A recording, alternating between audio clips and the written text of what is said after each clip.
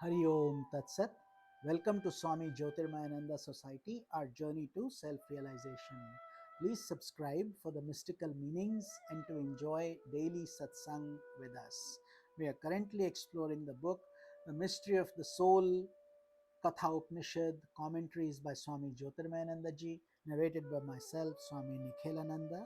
Currently, we are on chapter 2, section 2, mantra number 2, where Yama is continuing to guide his disciple Nachiketa, who is 5 years old.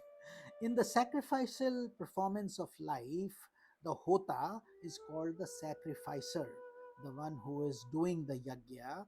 So, the objects of the world are constantly poured as an oblation into the fire of the self. Since the self is the basis of sacrificing all the objects and enjoyments of life, he is the sacrificer. He dwells in the sacrificial altar of the human heart. He arrives in human personality in the form of spiritual vision and is like a guest in the house. A guest who is supremely welcome but who arrives without a prior appointment. The dawn of the wisdom of self is unique and unexpected. The self is the all pervading reality. He is the supreme truth that sustains men, gods, and the cosmic mind itself. It is the self that reveals himself through this physical body that belongs to the earth, through the sentiments of devotion that flow like crystalline water, through the sacrificial performance of life in which impure impressions are sacrificed, in the pure impressions, and through the lofty heights of meditation and samadhi, which are the mountains. So the self is involved directly or indirectly in everything. In fact, this entire universe of names and forms is nothing but Brahman, who is the non dual, eternal, infinite, and immutable reality. Mantra number 3. Seated in the middle of the body, in the heart, that which leads the prana upward and apana downward, that supremely worshipful Atman is adored by all the gods. So, pretty straightforward and self explanatory mantra. Prana is the mystic energy through which we survive, and that is the one that constant yagya we are doing of breathing in, breathing out. So when we breathe in, we take in the prana, breathing out is the apana. So that's the process of the breath. Abiding, mantra number 4, abiding in the body when it moves from one body to another during death, what is left? That is the self you have asked for. Again, subtle point, everything else is decayed. The body decays, nothing functions, we can't see, we can't hear in this physical body the way we do it. The senses don't die, they go with the astral body, but this is the self that carries that disk drive, data drive, so to speak, like all that data that's in the cloud doesn't die, it's there. The computer may die, so all you do is go to a new computer and download your data. Much in the same way, this body becomes like our computer, and once it breaks, nothing has been lost. We start in a new body. Mantra 5. Mortal beings do not live by prana or by apana, but by another, the self, in which these two find their refuge. So even prana and apana are dependent on the self, the Atma. Mantra 6. Yama continues, O Gautama, because Nachiketa is a descendant of sage Gautama. He says, I will again explain to you the eternal secret pertaining to Brahman and the manner in which the soul exists after death.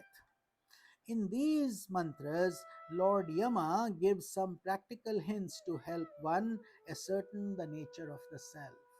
So these Upanishads are for serious spiritual aspirants, who want to attain self realization even in this very life. Just them reading this Upanishad is highly auspicious because it sets such a good precedent by such a beautiful role model in the form of Nachiketa. In these mantras, Lord Yama gives some practical hints, and that is the self is the support of the pranas.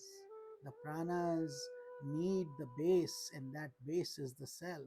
The general idea that the life of a human being is sustained by the pranas is wrong, although that is what most people think. Because even these pranas, of which prana and apana are the most important, are not self sustained realities. They are sustained by consciousness or Atman. They are sustained there. An aspirant seeks to understand that cosmic will which operates through the pranic functions. Further, he discovers the cosmic will proceeding from the absolute self through Maya. Maya, cosmic illusion. So, Brahman is the ultimate source of life and breath because prana and apana are simply the servants of the self. They are doing their duty. The self should not be sought by externalized movements of the mind. Therefore, the mind cannot be agitated. It must be discovered by turning the mind to the heart, to a state of profound internalization, going deep within. A symbolic meditation is given to aid this internalized movement of the mind. It is meditation upon the thumb shaped hollow of the heart and a visualization of the unfading light of the self abiding in this narrow region. However, it must be understood that though the self abides in the limits of one's heart, it is the same universal self who is adored by all the gods in heaven. The self doesn't change just because the size is changed. It can become as big as the sun or as small as the ant. Speaking subjectively, the self, which is the innermost reality of one's heart, is the sustainer of the senses and the mind. It keeps them in it. That is why when we die, we don't lose all the good and bad we have accumulated over numerous lifetimes. It keeps getting stored and it goes with us to our next embodiment. By seeking the sources of the senses, mind, and pranas, one is led to realize the self. So, that is how, through self effort, gradually, with patience and love, one realizes the self. When the pranas leave the body, the latter becomes lifeless. We know that. Breath, we call it the breath or the air, but it really is the energy center within. When that is gone, the pranas are gone, the body becomes lifeless. However, the power to turn the body lifeless does not belong to the pranas. They are simply doing what they are told. It belongs to the self unto which the pranas merge. So the pranas also go inside the self. Normally, when you sleep, it's the mind and the senses, they go, but the prana remains as a guard outside. That's why you continue to breathe. But you forget about your identity, you forget about your pain, you forget about who you are in that deep sleep state. You are in that bliss, but ignorance remains and your pranas function. But when it's time to go depart, then at that time the pranas also go into the self and the self decides to leave. When the self leaves, that's when we are officially called dead. Gone, not when the pranas stop functioning.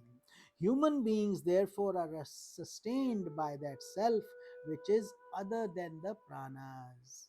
So, these are subtle details that normally don't surface up. You have to go deep into the ocean to bring out these beautiful jewels that are hidden inside our wonderful Upanishads, and our humble pranams to all the sages and saints and Nachiketa, Lord Yama, Yoga Vasishtha, Lord Rama, all Bhagavad Gita, all these beautiful luminaries and energies and beautiful role models for us who have created this path for us to follow. Glory to them. Further, it is important to understand the nature of the incarnating soul and the manner in which it exists after death in order to have a clear understanding of the self that is beyond birth and death. That's why it's called the mystery of the soul. So, our job is to decode that mystery, follow it with love and patience, and put in sincere self effort. So, with this, we have concluded mantra number 6 of chapter 2, section 2, and we will start with mantra number 7 of chapter 2, section 2 in tomorrow's satsang. I hope you are enjoying these deep mystical scripture and how wonderfully and beautifully and in simple language it has been explained by our worshipful Gurudev Swami Jyotirmayananda Maharaj. I am simply a dust particle of his lotus feet, as he is an enlightened Param Guru, Param Brahma. Hari Om Tat Sat.